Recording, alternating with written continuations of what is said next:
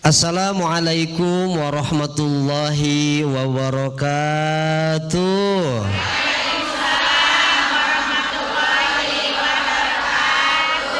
Alhamdulillahirabbil alamin wal aqibatu lil muttaqin wala udwana illa 'alal zalimin.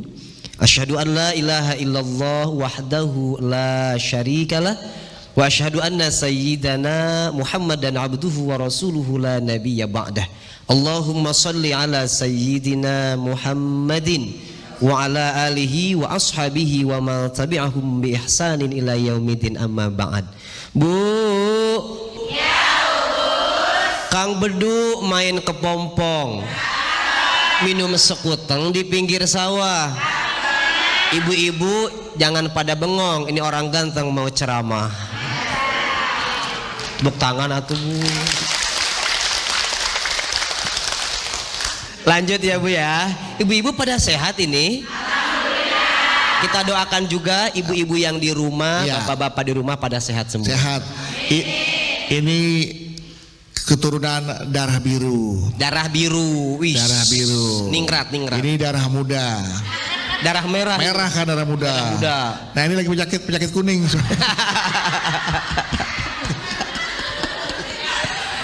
Kang Bedu mah orangnya suka bercanda Ibu, jadi jangan dianggap bercanda. Bu, ya, anak itu adalah anugerah. Tapi ingat juga, anak itu adalah aman. Yang namanya amanah titipan harus dijaga baik-baik, disayang-sayang. Jangan sampai ada yang lecet, apalagi rusak. Kalau kita tidak bisa menjaga amanah, namanya kita orang khian. Anak, jangankan anak yang soleh ya Bu ya, anak yang salah aja kadang kita bela. Ibu punya anak diomelin sama Kang Bedu karena mainan di masjid. Ibu kagak terima kadang, lu ngapain ngomelin anak gua? Biar gua aja yang ngomelin. Anak salah aja kadang kita bela. Di dalam Al-Quran kalau kita ngobrolin anak, anak itu dipanggil oleh Allah, disebut oleh Allah dengan 4 sebutan. Berapa sebutan? Yang pertama, anak di dalam Al-Quran oleh Allah disebut dengan sebutan qurrata a'yun. Ada di surat Al-Furqan ayat 74, Rabbana hablana min azwajina wa dzurriyyatina qurrata a'yun. Jadi anak itu Ibu bisa jadi qurrata a'yun, penyejuk hati. Anak yang qurrata a'yun yang seperti apa? Anak yang qurrata a'yun taat kepada Allah dan Rasulnya, berbakti kepada orang tua, bermanfaat untuk sesama. 3 nih, anak yang qurrata a'yun cirinya 3. Yang pertama tadi apa? Taat kepada Allah dan Rasulnya. Pada ngantuk ibu-ibu. Yang pertama taat kepada Allah dan Rasulnya. Yang kedua berbakti kepada orang tua. Dan yang ketiga bermanfaat untuk. Kalau ibu punya anak yang 3 ciri ini, anak yang qurrata a'yun, seneng gak hidup ibu? Bukan hanya senang di dunia, senang di dunia, senang juga di Itu baru yang pertama. Yang kedua, ternyata anak itu tidak hanya bisa menjadi qurrata a'yun, tapi anak itu bisa disebut dengan zinatul hayatid dunya. Al-malu wal banun zinatul hayatid, harta kita, anak kita itu perhias. Ibu, kalau ibu punya perhiasan, disayang-sayang gak sama ibu? Ibu simpen kalau perhiasannya banyak, ibu simpen di berangkas disayang-sayang, takut dicolong orang. Iya kan Bu? Wah, disayang-sayang. Begitupun kita dengan anak disayang-sayang kan Bu? Tapi hati-hati, jangan sampai karena kita terlalu sayang sama anak, terlalu nyayang anak, sampai kita lupa berzikir kepada Allah. Banyak orang yang gara-gara anak lupa sama. Jangan sampai juga karena kita terlalu sayang sama anak, sampai kita nggak berani negur anak ketika salah. Punten, mohon maaf. Saya di keluarga sama umi saya itu anak yang paling disayang. Pertama yang paling ganteng. Nah emang cowok satu-satunya. Anak bontot. Sampai hari ini umi sama bapak saya nggak pernah ada ucapan yang tinggi ke saya. Saking sayangnya.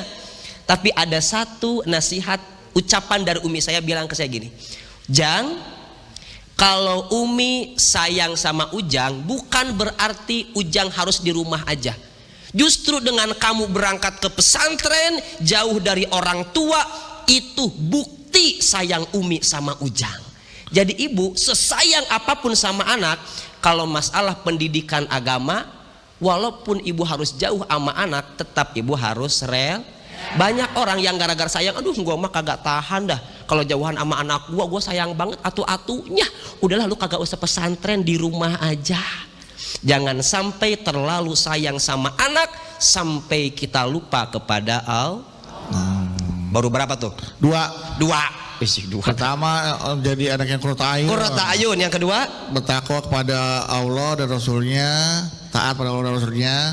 Itu yang qurrata ayun kan, sama orang tuanya berbakti. Oh, yang cara-caranya, ciri-cirinya. Kemudian bermanfaat bagi sesama. Iya. Yang kedua, anak dipanggil dengan sebutan apa? Perhiasan dunia. Permata dunia, perhiasan dunia. Yang ketiga, anak itu dipanggil oleh Allah di Al-Quran dengan panggilan fitnah. Innama amwalukum wa auladukum fitnah. Anak itu oleh Allah disebut dengan fitnah. Apa itu fitnah? Cobaan. Hati-hati ibu, anak itu bisa jadi cobaan buat orang tuanya. Dan kata ulama, cobaan anak lebih berat daripada cobaan harta. Banyak suami, banyak bapak-bapak yang berani mengambil harta haram demi siapa? Demi anak. Gua mah kalau bukan karena anak gua, kagak bakal gua ngelakuin ini. Demi apa? Demi anak gua mah. Hati-hati. Jangan sampai gara-gara anak kita jadi melakukan hal-hal yang dilanggar oleh Allah.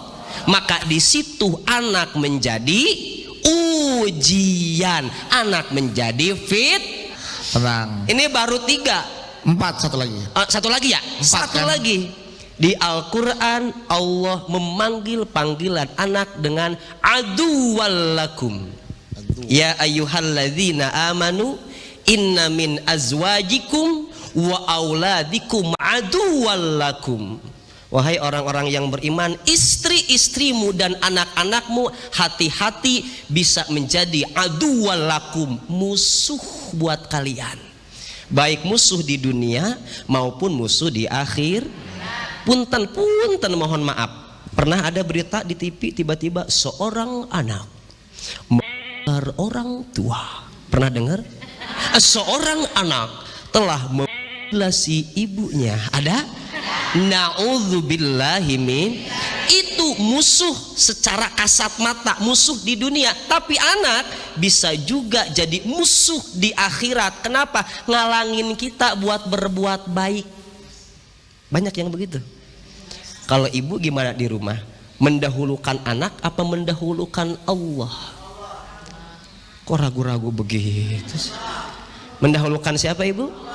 Mendahulukan Allah ibu. Makanya kalau kita ingin anak-anak kita menjadi anak-anak yang qurrata a'yun, didiklah amanah kita dengan penuh keikhlas. Makanya anak-anak kita yang ada di rumah, agar anak kita menjadi anak soleh dan soleha, anak yang qurrata a'yun, didik dengan cara ikhlas. Ibu ngedidik anak itu harus ikhlas.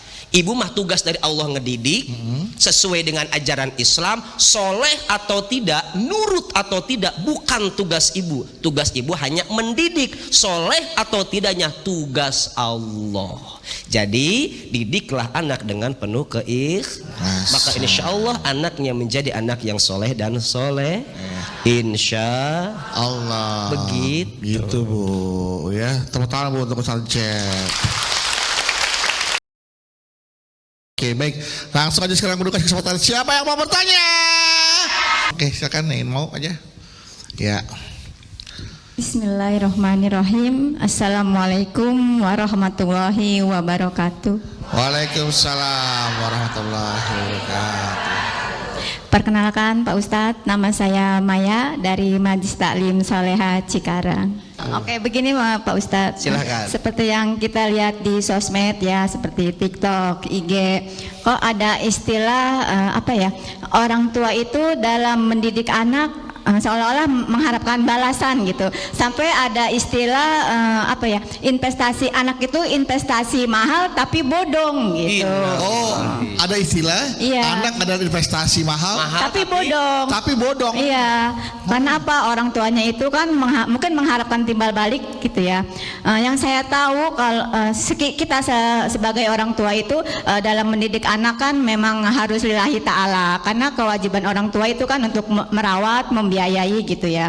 Tapi dengan ada istilahnya ada istilah seperti itu, kita di dalam agama Islam bagaimana ya menyikapinya, sampai ada kata-kata miris seperti itu gitu ya. Itu menurut saya. Terus menurut pandangan Islam kita menyikapinya seperti apalah gitu. Sampai ada yang bilang kok orang tua mengharapkan timbal balik gitu, seolah-olah dalam merawat dan membiayai anak itu nggak ikhlas gitu. Sampai udah papa sekolahin, mama sekolahin, Iya. kamu malah begini hasilnya. Iya. Suka seperti itu. Itu seperti orang tua yang tidak ikhlas gitu. Iya. Ada mengharapkan timbal balik. Timbal balik. Oke. Ya, dalam agama Islam kalau ada orang yang berpendapat seperti itu, kita menyikapinya seperti apa gitu. Ya, itu saja dari saya. Wassalamualaikum warahmatullahi wabarakatuh. Waalaikumsalam warahmatullahi wabarakatuh. Investasi bodong. Investasi bodong, menganggap anak adalah investasi mahal dan itu investasi bodong. Kalau investasi bodong kan nggak ada surat-suratnya, Bu. Kalau anak kan ada akte kelahiran, Bener. ada KTP-nya, orang tuanya jelas, semua nggak bodong. Mungkin maksudnya bodong tidak menghasilkan kali ya, dianggapnya. kali ya, Hanya dianggapnya. sia-sia buang waktu, merawat anak, mendidik anak. Itu sepertinya Islam harus menjawab itu dengan cara berpikir yang Islami yang seperti apa. Betul Islam sekali. Silakan, Kang Mas. Dudu. Masya Allah. Ibu Maya, terima kasih. Ibu nama TikToknya apa? Nggak punya. Bu, nggak punya ya? Ibu nama TikToknya Maya aja. Maya aja tea gitu. Iya. Maya. Baik. Cubi-cubi. Pertanyaan dari Ibu Maya. Anak investasi mahal tapi bodong. Masya Allah. Ibu tahu nggak? Bu, Dipanggil. tahu nggak? Bu. Anak itu justru investasi yang unlimited. Tuh. Anak itu investasi yang tidak akan pernah habis. Ibu pernah dengar hadis Nabi yang populer? Idza mata bnu adama in qata'a amaluhu illa min salat. Ketika ibu meninggal terputus seluruh amalnya kecuali 3. Sedekah jariyah, ilmu yang bermanfaat, dan yang ketiga anak. Justru anak itu investasi yang unlimited. Ibu meninggal, tapi ibu meninggalkan anak soleh, ibu meninggalkan anak solehah, ibu di sana terus akan dialirin pahala dari doa anak-anak yang soleh dan soleh. Maka kalau ada orang yang berpikir seperti tadi, anak itu investasi mahal tapi bodong, itu namanya innalillahi wa inna ilaihi na'udzubillahi min. Padahal nggak ada yang bodong. Kalaupun orang tua membiayai anaknya, setiap uang yang dikeluarkan untuk anak kita, ibu, dinilai sedekah oleh Allah. Bahkan kata Nabi, barang siapa man amsa kalan min amali yadai amsa magfuron lahu, kata Nabi, di sore hari kalau ada bapak-bapak, suami atau ibu-ibu yang kerja di sore hari, capek karena kerja untuk anaknya, untuk anak istrinya, Kang Dudu, maka di sore hari itu Allah ampuni dosa-dosanya. Jadi jangan pernah merasa investasi bodong. Setiap uang yang kita keluarkan untuk keluarga luar biasa pahalanya. Sedekah paling utama itu ke siapa? sedekah untuk anak dan istri. Dan saya ingatkan lagi, anak investasi yang akan terus mengalir kepada kita. Ibu punya suami, ibu meninggal nanti kira-kira mau suaminya doain? Ganti lagi. Belum tentu. Tentu. Ini saya bocorin. Iya. Rahasia bapak-bapak. Bapak-bapak kalau istrinya meninggal sedihnya seminggu doang. Seminggu doang. Lagunya masih lagu Seventeen. Yang mana? Kemarin engkau masih ada di sini. Itu mah seminggu, sebulan mah lagunya ganti. Lagu apa Pak Ustadz? Barulah 1 bulan diriku ditinggalkan, aku sudah tak tahan. Gak usah ngikutin. Dicengkam kesunyian, ya Allah ya Tuhan, kirimkan aku perawan. Waduh, gitu ya Bu ya. Begitu ingat istrinya, lagu Bang Roma dinyanyiin. Yang mana? Sebujur bangkai. Gimana tuh? Udah gak ada istrinya. Tega bener dah, ya kan? Nah, itulah makanya saya juga ketika sama anak saya Pak Ustadz ya, saya bilang saya tidak menuntut apa-apa Bu, karena saya tahu kewajiban saya sebagai orang tua adalah mendidik, membesarkan, merawat dengan ikhlas, mengharapkan ridho dari Allah. Ayah nggak minta kamu balas ke ayah uang, kamu jadi apa, nggak minta. Ayah cuma ingin mendoakan kamu jadi anak yang soleh. Itu adalah investasi saya Bu, makanya saya berharap anak saya jadi anak yang soleh. Ketika kita di akhirat kan kelak itu akan menjadi syafaat atau penyelamat lah kita dengan doa-doanya. Betul ya, sekali Kang Bedu. Dengan bisa menjadi pahala jariah kita, doa-doa yang anak yang soleh gitu ya Pak Ustadz ya. Itulah yang investasi unlimited kata Pak Ustadz Bu. Jadi berharaplah jadi anak yang soleh. Didiklah anak dengan ikhlas, apalagi itu semua dihitung pahala. Jadi Pasti. amal sedekah buat kita. Pasti sekali. Karena kalau orang menikah mas semuanya sudah dihitung pahala. Main sama anak dihitung pahala. Betul. Apalagi mendidik anak dihitung Lebih besar lagi. Jadi nggak ada itu Bu, itu nggak ada lagi mendidik anak itu adalah investasi bodong. Justru orang itu yang bodong pikirannya ya. Ya, oke, jangan kemana-mana, tetaplah bersama kami. Nanti setelah ini kami akan kembali lagi. Ustadz Cep akan melanjutkan tausiah untuk tema kita hari ini. Anak adalah amanah. Apa yang kau taburkan ke anak, maka itu yang kau tuai. Nah, tapi sebelumnya ada pertanyaan dari jamaah dulu nih yang ada di rumah. Sudah ada @ganda gandum yang mau bertanya ke Ustadz Cep. Assalamualaikum Ustadz Cep. Teriring salam, semoga Allah selalu memberikan Ustadz, selalu memberkahi Ustadz. Izin bertanya Ustadz, apakah sebenarnya ada karma dalam Islam? Cerita sedikit nih ya. Saya punya masa lalu yang bisa dibilang tidak baik. Sekitar tahun 2017, saya mencampakkan hati seorang perempuan. Saat itu pernikahan kami tinggal 3 bulan lagi. Namun mendadak dangdut. Mendadak saya nggak pakai dangdut. Namun mendadak saya batalkan karena saya kepincut dengan perempuan lain. 3 bulan mau menikah dibatalkan mendadak karena kepincut dengan perempuan lain. Mengghosting berarti. Iya, sebut saja namanya Sarah. Sejauh yang saya tahu, mantan kekasih saya ini frustasi dan belum mau membuka hati kembali karena masih trauma. Saya pun akhirnya menikah dengan Sarah nih. Yang kepincutnya dengan Sarah nih dia nih. Oh, dia kepincut sama Sarah. Yang di ghostingnya Bunga. Iya, Bunga lah. Bunga, sebut saja Bunga. Sebut saja Bunga. Awalnya coba-coba tuh Pak Ustadz. Bunga. Lama-lama dia terbiasa. Si Bunga. Ini Sarah beda.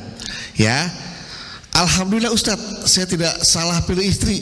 Ternyata Sarah jauh lebih baik, lebih cantik, dan lebih solehah daripada si Bunga, mantan saya. Tapi saya punya satu keresahan sejak anak pertama saya lahir Ustadz, karena yang lahir anak perempuan. Saya takut masa depan anak saya mendapat karma seperti perilaku saya yang dulu. Karma untuk anaknya. Untuk anaknya yang perempuan. Jujur saya nggak bisa ngebayangin kalau anak perempuan saya bernasib seperti mantan saya ditinggal nikah. Andaikan benar terjadi, saya pasti orang pertama yang sangat hancur Ustadz. Begitu katanya. Siapa yang sedih? Ini lagi pilek. Oh, pilek. Pilek Pak Ustadz. Khawatir karma akan jatuh ke anak perempuannya dia. Ada nggak sih karma gitu kan? Nah, soalnya dia pernah mengghosting. Tahu mengghosting nggak? Ninggalin, mencampakkan perempuan yang dia cintai, 3 bulan lagi mau nikah. Iya. Dan dia menikah dengan perempuan lain. Tapi ternyata perempuan yang dia nikahin justru lebih soleha. Tapi tetap dia ada keresahan, takut nanti menimpa anak Perempuan. Bu.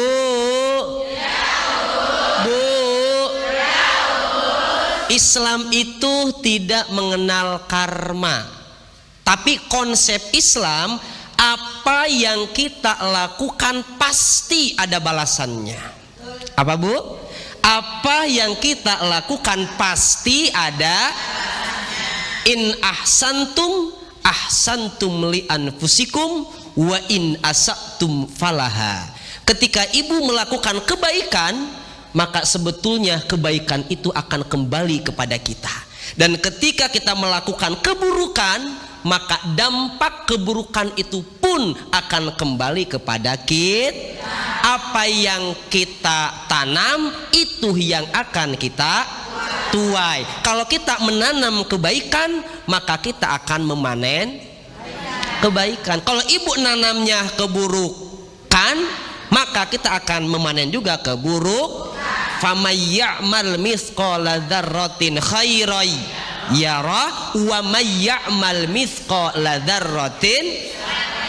Ibu melakukan kebaikan walaupun sebesar biji atom, pasti akan Allah balas. Ibu melakukan keburukan sebesar biji atom, pasti akan Allah balas juga. Jadi Islam ngajarinnya kepada kita, apapun yang kita lakukan pasti ada balasan. Nah sekarang kita ke anak. Hati-hati ibu, apa yang kita tanam ke anak itu yang akan kita panen. Kadang-kadang tidak semua orang tua. Kadang kita jadi orang tua ketika anak lagi golden age, lagi momen keemasan, itu kan niru apapun yang orang tua lakukan. Nah ini hati-hati, apa yang kita tanamkan ke anak, maka nanti yang akan kita panen dari anak kita. Contoh kecil, kita biasa bapak-bapak begitu. Bapak-bapak kan kalau kentut di mana aja. Nah anak itu nangkep. Bener Pak Ustadz. Bener, contoh di rumah gitu. Anak perempuan saya begitu lagi. Gimana coba gimana? Ini langsung, ini kasusnya langsung. Gimana Kang Bedu? Iya. Nah, lagi tidur Pak saya. Lagi tidur. Kentut ayah. Udah karena saya juga suka begitu. Iya. Ternyata ngikutin bapaknya. Ngikutin bapaknya. Aduh, saya mulai besok saya kentut di belakang anak saya dah. Ini nyata Pak Ustadz, bener. Nyata. Makanya. Nah itu hati-hati Bu. Hati-hati, apalagi ini orang tua. Ketika ibu marahan sama suami, jangan pernah di depan anak. Apalagi bapak-bapak nih, bapak-bapak yang temperamen, semarah apapun sama istri, jangan pernah marahin istri, apalagi sampai kata-kata yang tidak baik ke istri depan anak. Kenapa? Nanti anak kita akan mencontoh itu ke pasangannya. Apa yang kita tabur ke anak, itu yang akan kita. Tadi contoh hal kecil, coba deh ibu nyobain, bapak-bapak deh, tiba-tiba anaknya lagi main, ibu kentutin, tut misalkan. Saya yakin nanti anak ibu tiba-tiba mau kentut, nggak nyari emaknya, nyari bapaknya. Bapak gua di mana ya mukanya?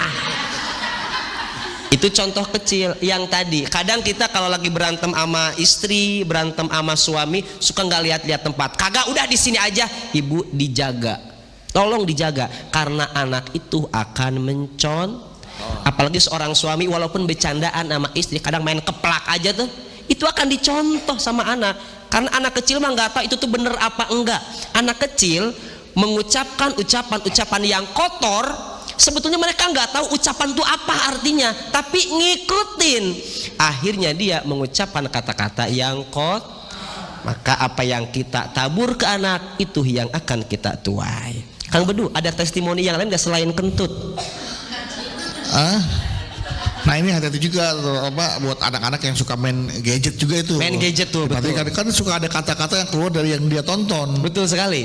Nah itu pernah anak saya keluar juga kata-kata, ih awas kamu nanti mampus. Bahaya itu keluar kata mampus. ya kan? Ya, itu karena ternyata dari tontonan itu saya pernah dapat kata-kata itu. Betul Saya sekali. tonton. Nah, jadi hati-hati juga. Kayak anak-anak main HP deh. Ini saya kalau ngisi pengajian ke ibu-ibu saya tanya, Bu, anak sekarang bangun tidur yang dipegang apa? Ibu-ibu serem, tuh HP, ngikutin siapa? Ya, udah jelas ya. Buah jatuh nggak jauh dari tokonya. Pokoknya. Udah nyampe toko, udah nyampe toko buah sekarang ya. Begitu. Oke, baik. Jadi seperti itulah Bu ya. Jadi apa yang ditaburkan kepada anak itu nanti akan kita petik. Betul saat sekali. kita tuai. Baik. kalau Hati-hati. gitu. Hati-hati Bu. Selanjutnya tepuk tangan Bu untuk Ustaz Encep Bu ya. Siapa yang mau bertanya?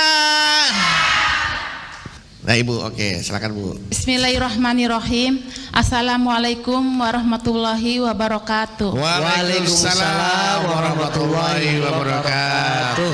Memperkenalkan saya Ibu Komariah dari Majelis Taklim Al-Hikmah Kampung Kedaung Cikarang. Siap, Ibu Cikarang. Komaria, Cikarang. Silakan Bu. Boleh curhat Pak Ustadz yang kasep? Boleh, Ibu. Apal ininya ya, Pak Kasep. Silakan Bu. Saya 3 bersaudara, Ya. 1 anak, 1 laki-laki, 2 perempuan. Terus yang ketiga itu adik saya itu kaya kan ya. Kayak raya tuh. Secara ekonomi ada Ibu kaya nih. Iya. Kaya dibandingkan Ibu. Terus orang tua saya mau saya urusin, tapi dia pengen pengen hidup sendiri. Tapi kan gimana ya, namanya seorang orang tua kalau nggak ada yang ngurusin bagaimana kan? Ibu sebagai anak khawatir Iya, ya. khawatirlah anaknya Iya. gitu. Oke, terus Bu. Akhirnya diurusnya sama adek ibu apa sama ibu diurusnya? Akhirnya dia sama saya. Sama ibu. Kenapa? Iya, diurusin. Orang tua Ibu lebih milih dirawat sama Ibu dibandingkan sama adik Ibu yang lebih kaya. Mungkin lebih enak gitulah sama saya. Lebih nyaman sama Ibu. Iya. Terus? Gitu. Karena kan adik saya itu repot lah, nggak bisa ngurusin, bukannya dia nggak perhatian sama orang tua kan. Takutnya sibuk. gitu ya. Karena dia Tapi sibuk lah. adanya ibu nggak apa-apa. Ah. Sama ibu diurusinnya kan dia lebih banyak fasilitasnya. Iya, tapi dia masalah bantuan uang itu dia ngebantu itu adik saya kan seperti Jadi itu. dia nggak apa-apa Cuma- sama ibu gitu, ya nggak apa-apa. apa-apa gitu. Tapi secara Karena kan orang perasaan tua kan- itu pengen sama saya yang ngurusinnya, tapi saya ikhlas ridho lah. Nah, adik Ibu Ngurusinnya. tersinggung nggak kepada orang tua Ibu karena kok Mama lebih milih ke sama Ibu Komaria sih? Aku loh yang kaya bu. Ah, Gimana sih ibu? Kenapa nggak sama saya aja? Nanti Iya, saya dia siapin pembantu. Sewaktu-waktu aja dia kalau itu sewaktu-waktu. dia pulang lah istilahnya gitu. Dia tersinggung, ada Ibu enggak? Iya. Tersinggung enggak? Iya. Iya apa enggak? Iya. Iya, oke. Tersinggung Terus kan- adanya. Tiba-tiba kan saya bercerai kan ya. Bercerai kan gitu selama saya umur 25 tahun lah rumah tangga kan gitu. Iya. Cuman bercerainya itu kan dia di depan teteh ipar saya kan gitu. Ya udah itu Intinya sekarang ibu itu udah nggak punya suami. nggak punya suami. Tapi bercerai. ibunya ibu, Iya. ibunya ibu Ibu. dipelihara, Dirawat. sama ibu. Iya. Walaupun Ibu sudah bercerai, Ibu single parent, single fighter, masih mau merawat orang tua Ibu. Mau saya. gitu, Dibandingkan ya. adik Ibu yang Iya. kondisi ekonomi secara berlebihan, Iya. ya. Karena anak saya itu yang bungsu itu udah bekerja lah, itu istilahnya lah ekonominya dari anak saya. Oh, bisa membantu ya, Dia meringankan bisa beban membantu Ibu. dari cucunya cucu Membantu orang tua Ibu, iya. saya, Jadi cucunya anaknya bantu ibu udah neneknya, kerja. ya. iya, udah Nah. kerja. Kemudian Terus setelah itulah jadi kepikiran saya itu kan namanya saya dicerain tapi enggak di depan keluarga saya kan gitu ya. Iya, Tapi udah. saya enggak cerita ke orang tua saya kan. Baik, Takutnya baik. lebih kepikiran lagi lah kan gitu ya. Siap. Iya. Nanti saya jawab pertanyaan ibu yang tentang ngurusin yang tadi ya bu ya. Iya, iya. bakti anak kepada orang tua Iya, ini berarti kan? Betul sekali. Berbakti kepada orang tua itu hukumnya apa? Siap. Ya gitu. Keren Terima banget. kasih Pak Ustadz. Sama-sama. Assalamualaikum warahmatullahi wabarakatuh. Waalaikumsalam warahmatullahi wabarakatuh. Ibu Komar. Walaupun kondisi ekonominya bisa dikatakan tidak lebih baik dibandingkan adik-adiknya yang Betul kaya, sekali. tapi kok ibunya bisa lebih milih kepada Ibu Komar? tinggalnya dirawat gitu kan. Ya kan Ibu Komaria. Ibu Komar, betul. Ibu Komaria. Ibu Komaria, pendeknya Ibu Komar. Ibu Komaria. Kenapa? Iya. Ada kenyamanan memang orang tua itu. Betul Silakan jawab Ustaz. sekali. Iya. Jangan ketawa-tawa. Iya. Ada yang lucu. Baik, ada. Iya. Ibu Komariah ini pantas kita contoh. Ini ada nasihat yang sangat bagus sekali. Ini firman Allah ke Nabi Musa. Apa kata Allah? Wahai Musa, barang siapa yang berbakti kepada kedua orang tua, hormat kepada kedua orang tua, maka Allah akan memberikannya anak yang juga berbakti kepadanya. Ibu Komariah walaupun kondisinya hancur, bahkan ditinggal sama suaminya, padahal ada adiknya yang lebih kaya, lebih tajir, ekonominya lebih bagus, lebih mapan, tapi dia rela nggak apa-apa, yang penting mama senang di rumah aku, di sini mah. Cakep Bu, emang itu konsep berbakti kepada kedua orang. Ini kadang-kadang nih kita sebagai anak suka salah konsep. Orang dia rela mengeluarkan uang begitu banyak, datang ke orang pintar sono, datang ke sini, datang ke sono, ziarah kemana-mana, pengen dapat keramat. Dia rela mengeluarkan uang banyak, tapi ibunya boro-boro dikasih THR 10.000 aja kagak pernah dikasih. Nah ini namanya salah konsep. Padahal keramat yang luar biasa itu adalah orang titip. Bapak ibu yang ada di rumah, siapapun yang mendengarkan ini, kalau ingin hidup kita berkah, sukses dunia dan akhirat, muliakan orang tua kita, muliakan ayah dan ibu. Cek Bapak Ibu, orang-orang sukses, orang-orang hebat yang ibu kenal, ibu tanya bagaimana cara dia berbakti kepada ibu, bagaimana cara dia berbakti kepada orang tua. Tapi orang tuanya kenapa lebih merasa nyaman tinggal di rumah Ibu Komariah dibandingkan kepada adiknya yang lebih kaya? Kenapa? Siap. Kadang ibu, uang banyak itu tidak menjamin kenyamanan. Maka jangan kejar hidup mewah, tapi kejarlah hidup berkah. Hidup mewah memang bikin hati senang, tapi ingat, hidup berkah jauh lebih tenang. Tepuk tangan dulu buat Ibu Komariah dong ya. Oke. Setelah Ibu Komariah, oke silakan Bu. Ya. Ya. Bismillahirrahmanirrahim. Assalamualaikum warahmatullahi wabarakatuh. Waalaikumsalam warahmatullahi wabarakatuh. Perkenalkan, nama saya Iyum dari Majelis Taklim Al-Hikmah Kampung Pulau Cikarang. Ibu Iyum. Iya. Itu aja Bu, nggak ada lagi yang lain. Ibu Iyum. Oke Bu, silakan Bu. Curhat Pak Ustadz. Gini Pak Ustadz, saya punya anak laki-laki. Dia sudah bekerja di perusahaan ya Pak. Ibu tinggal di rumah anak ibu yang laki-laki? Enggak. Belum. Saya baru punya anak satu. Oke. Dia bekerja, tapi dia punya pacar Pak. Anak ibu punya pacar. Dia juga pernah ngenalin ke saya. Pernah dikenalkan kepada iya, ibu pacarnya. Anaknya cantik, soleh, terus pakai jilbab juga ya. Tapi dia anak saya itu ingin cepet menikah. Yang pacarnya apa anak ibu? Anak sayanya. Pacarnya nggak mau. Tak dulu ya Pak ya. Tak dulu ya. Okay. Jadi anak saya itu ingin cepet menikah, sedangkan orang tuanya si cewek ini nggak setuju Pak. Sama ibu? Sama anak saya. Oh iya pasti. Sama anak ibu. Alasannya ada? Alasannya karena saya kan seorang janda. Terus Bu? Seorang janda. Yeah. Dan waktu saya masih sama suami saya sering di KDRT sama suami saya. Ibu korban KDRT? Iya. Jadi mungkin dari pihak besan ya, kalau kata saya ya, orang kampung Khawatir, saya. khawatir. Khawatir kan katanya buah itu tidak jauh jatuh dari Buah. pohonnya. Buah itu, Tidak jauh jatuhnya dari pohonnya. buah itu tidak jauh. Buah itu jatuh tidak jauh dari pohonnya. Iya. Khawatir anak pacar anak ibu Iya. diperlakukan seperti suami ibu memperlakukan Iya. ibu. Oh, oke. Gitu. Alasan orang tuanya ya, Bu ya. Iya. Terus Ya, bagaimana solusinya? Oke, Terus baik. yang jadi pertanyaan saya, apakah ada amalan untuk saya untuk biar saya gimana ya, tenang lah gitu Pak untuk ngadapin keluarga iya, itu. menghadapi tuduhan Ya, seperti besan, ini ya iya. kan Bu ya, dari besan, calon besan ini. Iya. Kok kenapa anak saya dituduh nanti akan melakukan hal yang sama seperti bapaknya Iya, lakukan padahal pada anak saya tuh enggak gitu. Ya, karena berpikir buah jauh dari pohon ya. Buah Buat jatuh Baik. tidak jauh dari Baik, Ibu. pohonnya.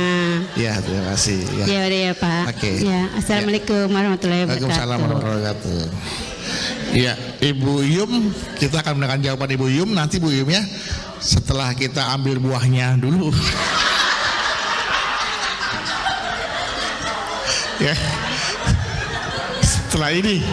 Baik, di segmen sebelumnya Ibu Yum bertanya kepada Pak Ustadz, bagaimana Pak Ustadz menghadapi tuduhan atau Tuduhan, anggapan ya, bahwa ketika orang tua pelaku KDRT ketika akan menikah anaknya khawatir anaknya akan melakukan hal yang sama kepada pasangannya. Baik, Ini kan bahas tuduhan yang menyakitkan kan ya Pak Ustadz? betul. Bahasa orang Jakartanya itu katanya kalau orang tuanya kalong, anaknya kampret gitu ya. Iya.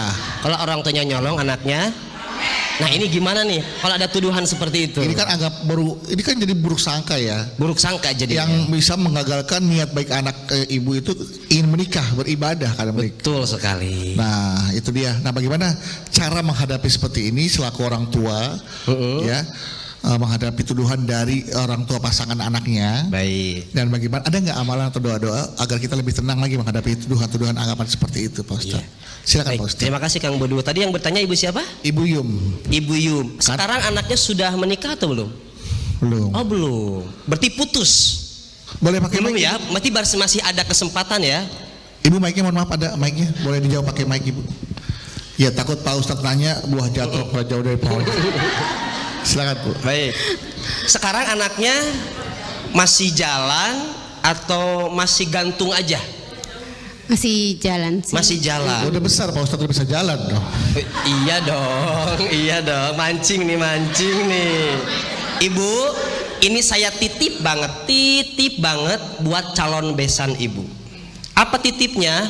Sifat bisa dirubah, materi bisa dicari, tapi yang tulus nggak bakal datang 2 kali.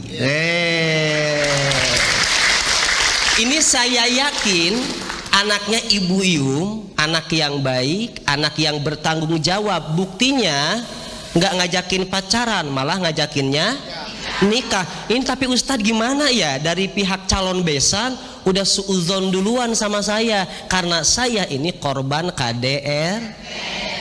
Semua orang bisa berubah Ibu? Bisa berubah? Makanya seorang sufi itu dia nggak pernah mengklaim orang lain itu jahat ataupun dosa. Misal, ini ada pohon, ada orang yang penuh dengan dosa.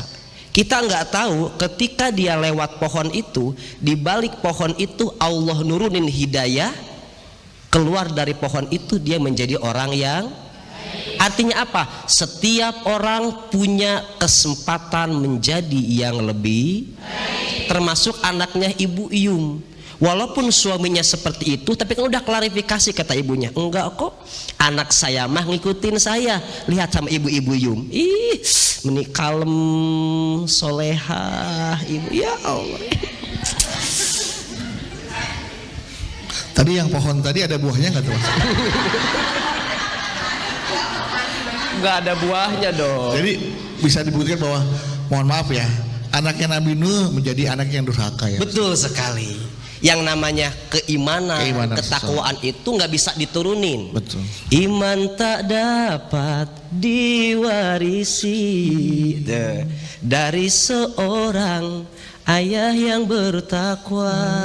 Betul nggak? Betul, Ustaz. Jadi walaupun orang tuanya bertakwa, belum tentu anaknya diwarisin itu. Harus ada usaha, harus ada pendidikan. Jadi walaupun orang tuanya, mohon maaf, ayahnya pelaku KDRT, belum tentu anaknya Belum juga tentu anaknya melakukan hal yang sama. Betul sekali. Apalagi dari Bu Iyumnya doa agar jadi anak yang soleh, anak yang baik, insya Allah Bisa jadi mungkin dirubah. karena anaknya tahu ayahnya melakukan KDRT, anaknya sayang sama ibunya, Betul sekali. malah dia akan menjadi laki yang sayang sama wanita. Itu dia sama Kang perempuan. Bedu. Ketika dia melihat ibunya dilakukan tidak baik oleh bapaknya, maka dia akan menanamkan dalam dirinya, ketika saya nanti menjadi seorang suami, maka saya akan menjadi suami yang lembut, bertanggung jawab, tidak mau menjadi seperti bapak saya. Luar biasa. Kita doakan Ibu ya, semoga pernikahan anak Ibu bisa terlaksana dan calon menantu Ibu bisa benar-benar terbuka hatinya, besan Ibu juga terbuka hatinya untuk tidak melihat itu lagi sebagai hambatan untuk terjadinya pernikahan antara anak Ibu dan Ibu nanti kalau hajatan udah sepaket, hostnya Kang Bedu, Iya, ustadznya ceramahnya saya. Insya Allah. Amin. Jelas Bu ya? Oke, terakhir amalan mungkin Pak Ustadz, doa apa yang mungkin bisa Doanya yang doa untuk siapa? Doa untuk anak Ibu, Buat Ibu calon pribadi. besan. calon besan. Oh, agak terbuka pintu hatinya. Ibu doa aja dengan yang Ibu bisa. Atau kalau Ibu bisa pakai bahasa Arab, ya muqallibal qulub, minta dibalikin hatinya. Ya Allah, balikin hati calon mertua saya. Calon besan. Calon mertua saya. Bukan Ibu yang mau kawin. Oh iya kan? Oh saya ingatnya janda. Yang mau kawin buahnya bukan pohonnya ini. Oh buahnya. Iya, buahnya. Ibu doanya Ibu cari di doa di tempat-tempat yang mustajab, di waktu-waktu yang mustajab. Misalkan Ibu malam tahajud, Ibu doa langsung aja sebut ke Allah. Ya Allah, saya pengen calon besan saya hatinya lembut, bisa nerima anak saya dan bisa berbalik hatinya jadi nerima itu. Terus Ibu doa, ya Allah, kalau Ibu bisa, ya Latif, ya Latif, ya Latif, lembutin hati siapa? Hati calon besannya. Tidak ada yang bisa menandingi kuatnya doa. Baik, oke. Bagaimana Ibu Yum? Jelas, puas? Jelas. Tepuk tangan buat Ibu Yum. Oke. Ya. Baik, jamaah itu tadi tausiah disampaikan oleh Ustadz Encep tentang bagaimana kita menjaga amanah kita, titipan dari Allah agar anak bisa menjadi qurratu ayun. Qurratu ayun. Karena dalam Islam anak itu ada 4 ya, Ustadz ya. Bisa menjadi qurratu ayun, anak yang soleh-soleha, ya, kemudian bisa menjadi perhiasan, bisa menjadi fitnah, dan bahkan bisa menjadi musuh. Nah, gimana caranya supaya anak tidak bisa menjadi musuh? Yaitu didiklah, rawatlah dengan ikhlas menghadap ridho dari Allah, ya, lillahi ta'ala. Kemudian itu tadi, semoga anak kita menjadi anak-anak yang soleh dan soleha, dan apa yang kita lakukan kepada anak-anak kita merupakan investasi yang tak terbatas untuk kita, bekal kita di akhirat kelak, bisa mendapatkan doa dari anak-anak yang soleh dan soleha, bisa mengantarkan kita ke surga. Amin, amin, amin. Kalau gitu silakan doanya, Ustaz. Baik, Bapak Ibu yang di sini ataupun yang ada di rumah, mari sejenak kita menundukkan kepala kita mengangkat tangan kita bermunajat kepada Allah. Mudah-mudahan anak-anak kita menjadi anak-anak yang qurratu ayun, anak-anak yang taat kepada Allah dan Rasulnya, taat kepada orang tua, dan bermanfaat untuk sesama. A'udzubillahi minasyaitonirrajim. Bismillahirrahmanirrahim. Alhamdulillahirabbil alamin. Hamda yuafi ni'amahu wa yukafi mazidah. Ya Rabbana lakal hamdu kama yanbaghi li jalali wajhikal karim wa 'azimi sultanik. Allahumma salli ala sayyidina Muhammad wa ala ali sayyidina Muhammad. Allahumma ighfir lana dhunubana wa liwalidina warhamhum kama rabbawna shighara. Allahumma ij'alna minal 'alimina al-'amilina al-'abidina al-mujahidina al-mukhlisin. Allahumma ja'alna wa auladana min ahlil ilmi wa ahlil khair wa ahlil Qur'an, wa la taj'alna wa iyyahum min ahli su'i wa ahlil dhair. Ya Allah, ya Rahman, ya Rahim, berkahilah segala langkah dan perbuatan kami. Jadikanlah apa yang kami kerjakan menjadi nilai yang ibadah dan menjadi nilai ilmu yang bermanfaat. Ya Allah, Ya Rahman, Ya Rahim, jadikanlah anak-anak kami anak-anak yang qurrata a'yun, anak-anak yang taat kepada Rasul dan kepadamu ya Allah, anak-anak yang berbakti kepada kedua orang tua, anak-anak yang bermanfaat untuk sesama.